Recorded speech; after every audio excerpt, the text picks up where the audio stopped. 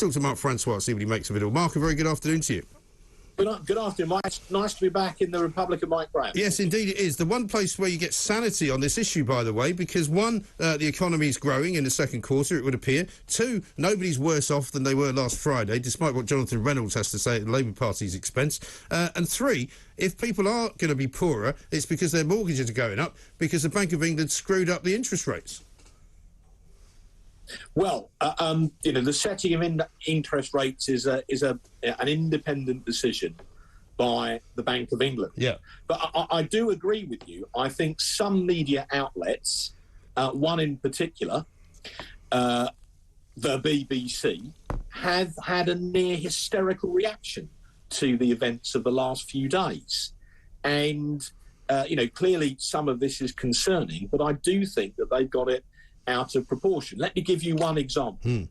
There's been a great deal of debate about the reduction in the top rate of tax from 45% to 40%.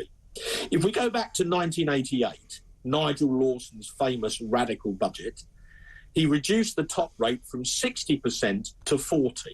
What actually happened? The tax take to the Exchequer went up, because you gave people more incentives to work hard, to take a risk, to start a business, to employ people. And Brown eventually put it back up to 50%. And then in 2013, George Osborne cut it from 50% to 45%. What happened? The tax take went up.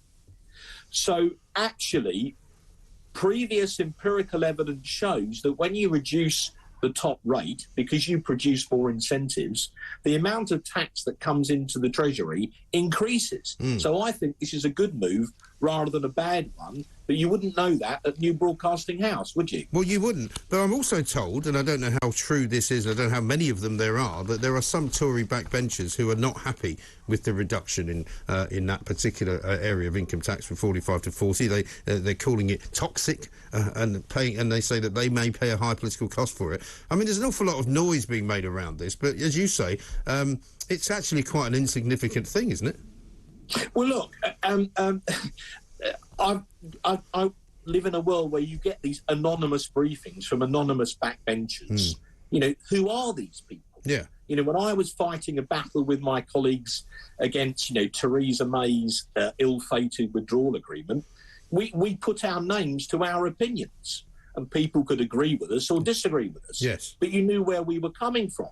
So I've always looked slightly askance when you hear media reports of anonymous backbenchers who think X or Y. Well, let's find out who these people are, if that's what they believe. The only name that I can find anywhere is Julian Smith, the former chief whip, who apparently has said publicly that the 45p tax rate should be shelved.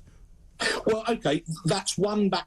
I've always had a lot of time for Julian, even though we've sometimes been on the different ends of arguments, like Brexit. I've always respected him as an individual. Very happy to say that on your show. Well, OK, at least he's had the guts to put his name to an opinion. But, that is one out of, 360 or so Conservative backbenchers. Who are these others? I think that the Prime Minister and the Chancellor are right. I think they're trying to grow the economy. And as you say, we've just heard that in the second quarter the economy grew. Many people didn't think that would happen. Yes. So a recession, as you know, is technically defined as 2 quarters of successive negative growth. So it looks like we've avoided recession. Imagine the BBC reaction if it had been the other way. Yes. So that is very good news. We've been through a pandemic. And you can't tax your way out of a pandemic. You have to grow your way out of a pandemic.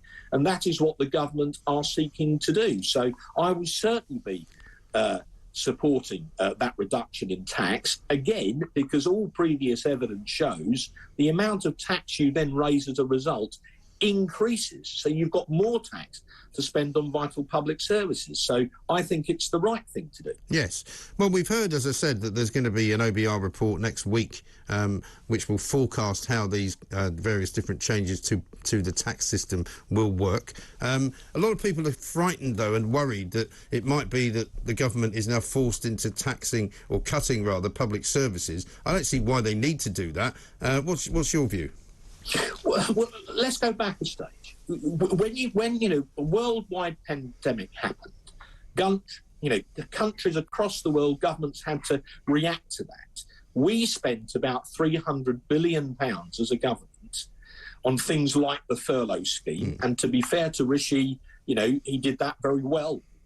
So we had to spend that money to keep the economy going and to keep people in jobs, to keep businesses alive. And now, obviously, we've got to pay that back. There's been a war in Ukraine. So the government is now spending £60 billion in order to try and provide some security for both households and for businesses. Again, we've had to do something about that.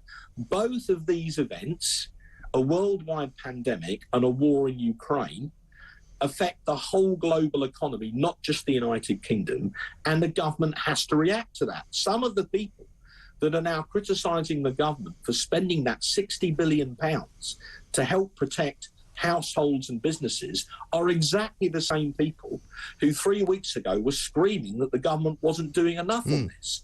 So you can't have it both ways. But there are some commentators in the media who think you can. Yeah.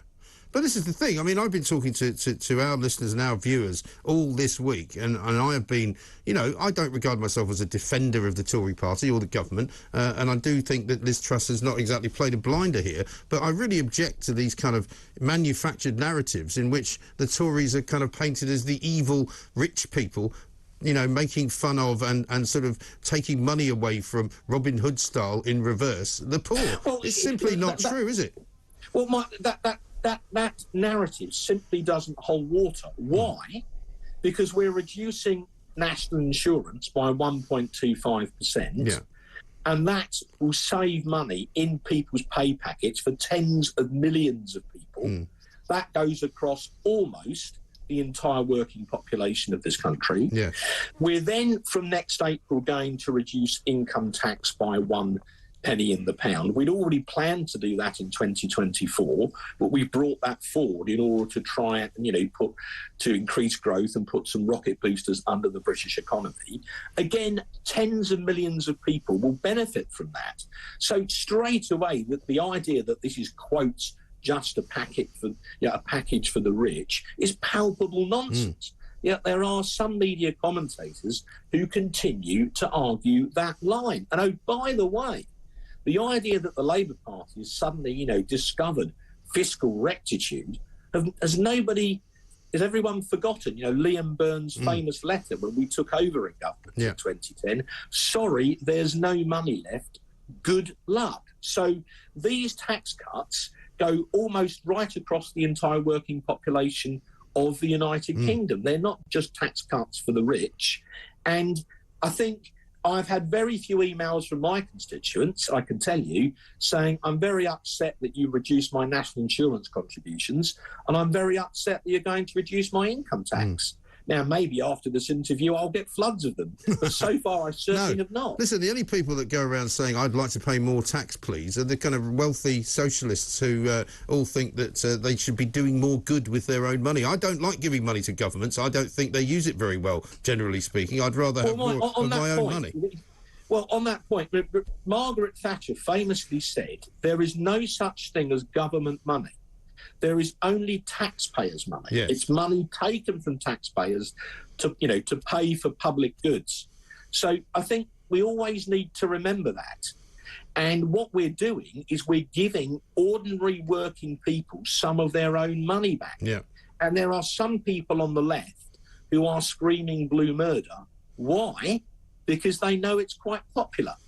So let us see, let us see how this plays out over the next few weeks and months, and let us see where this settles. But at the risk of hammering the nail to split the wood, I have not been besieged in my email inbox by constituents complaining about the fact we're about to reduce the amount of tax in their end-of-month wage packet. I simply have not. One final question, just on something completely different, Mark. Vladimir Putin, we're awaiting a piece of footage of him actually signing 4 Ukrainian territories into Russian ownership, if you like, annexing them effectively after what is generally perceived to be a sham series of referenda. Is this upping the ante in a massive way? Well, I mean, clearly these referenda were total shams, you know, sort of 97, 98% approval. I mean, this is the sort of thing you'd expect from the North Korean Electoral Commission. So the whole world can see through this. They can see that this was a device inspired by the Kremlin, you know, stories of people being ordered to vote at gunpoint in order to achieve what was obviously a predetermined outcome. I think actually it shows Putin's weakness. I mean, on one level, these are now desperate measures from a man whose barbaric invasion of a peaceful sovereign country in Ukraine has been going horribly wrong. Now, he has continued to up the ante, and this is yet another notch. And what I think this shows is all the more reason why we should express solidarity with the democratically elected genuine government of the Ukraine, while we should back President Zelensky, because we want to live in a country in a world where freedom and democracy triumph, not brutal military dictatorship, which is what we see from Putin's Russia. So I think this is actually a sign of weakness from the Kremlin rather than of strength. Interesting. Mark, good to talk to you. Thank you very much indeed. Mark Francois, Conservative MP there.